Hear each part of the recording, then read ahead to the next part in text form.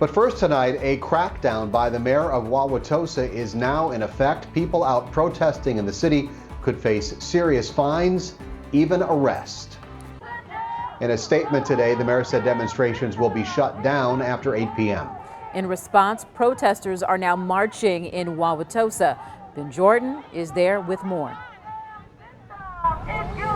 Stephen, Shannon, a large group of protesters have gathered here at 60th and Fleet, right on the edge of Wauwatosa. However, they are being met with massive resistance from the Wauwatosa Police Department. Take a look at this.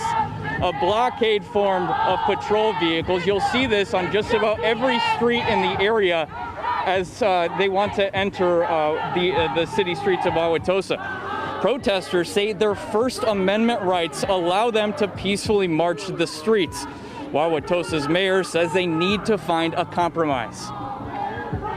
Mayor Dennis McBride says the Wauwatosa Police Department will begin enforcing all city ordinances when it comes to protests, including a new restrictions that limits all demonstrations to the hours of noon to 8 p.m. As mayor, I have to act. And so what we're saying now is we have been lenient, and we will not be lenient anymore. McBride says the city is allowed to do so because of the U.S. Supreme Court's time, place, and manner restrictions on protests.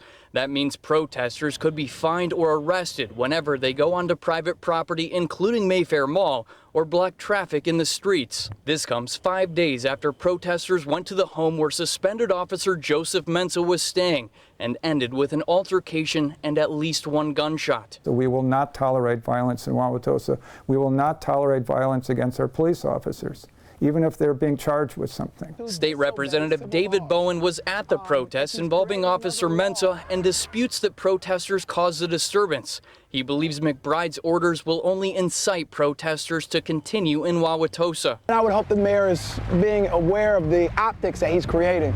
I don't think they look good. I think it's creating more of a stain on the city of Wauwatosa. Sean Lowe is the chairman of Wauwatosa's Equity and Inclusion Committee that recently got a ban on police chokeholds passed by the Common Council. I would hope that this 8 p.m. curfew is short-lived due to positive interactions of people with the protesters. Lowe says he believes peaceful protests should be allowed to continue, and he asks that officers show restraint. Please give as many warnings as they humanly possibly can before making any arrest.